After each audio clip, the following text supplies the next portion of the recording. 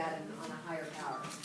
So one of the main things is going to be again, on the hint page, if it says, if it asks for, wants you to answer grafting follicle, then it's going to be the entire round structure. And so the entire round structure is going to be this entire round structure. So even though it contains other structures, this whole thing is the grafting follicle. It's what is it? Grafting follicle. There's another one. And I think I spelled it right on the hint page, but I don't think I spelled it right on the other one, but it's fine, I got this one. So, primordial follicles, I don't know if I fixed it on the regular sheet, I think I still have primordial, there's an R after the O, it's on the hint page, right, but not on this one. So those are gonna be, think of them as the beginning follicles. So before it becomes a graphian, we have these kind of precursor follicles, and they're going to be all along these little circles along the outer edges of the ovary. So they're going to go up and around all the way up there. And again, I'm going to zoom in a little bit later. And then the last major structure that you need to know is this kind of weird looking background right here. So if you notice, it looks different from the rest of the ovary. So this is going to be the corpus luteum. So this is what's going to become, and again, when we go through this on Thursday, this might make a little bit more sense. But in the cycling of this process, you're going to end up with a corpus luteum here. So after the grafting follicles. Well, it's kind of a different, even a little different It describes texture. it as grainy. I have a grainy, yeah, instead of fibrous.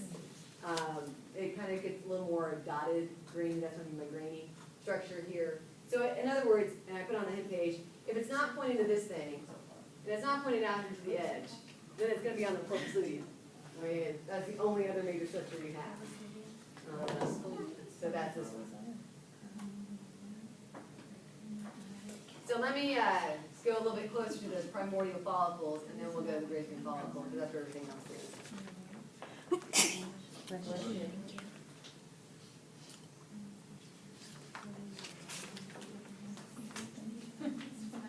All right, so again, all those little circles up at the edge, see them?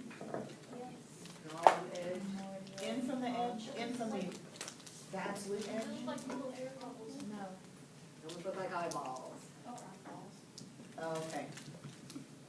What are those? Primordial follicles. Primordial.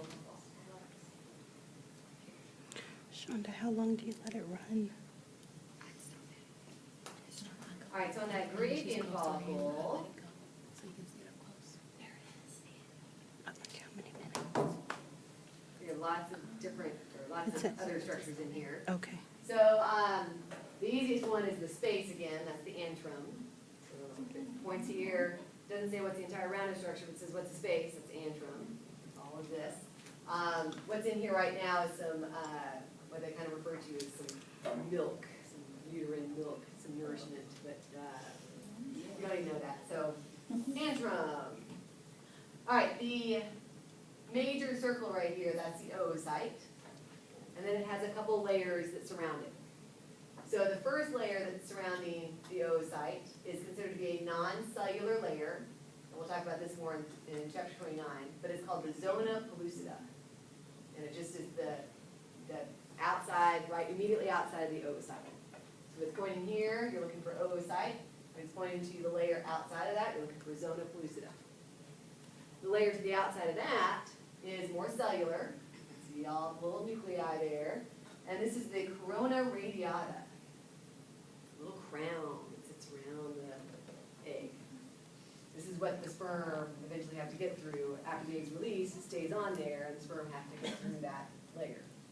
Actually get through that and the zona. What it sits on, or what it dangles from in this kind of picture, because we're all flipped, but it kind of sits on, cushion, are all these cells over here. And all of those cells is the cumulus ophorus, the cloud of cells. All of this right here, where the egg is somewhat attached to the inside of the grafting follicle, that's the cumulus ophorus. So antrum, oocyte, zona pellucida, corona radiata, and cumulus ovoris.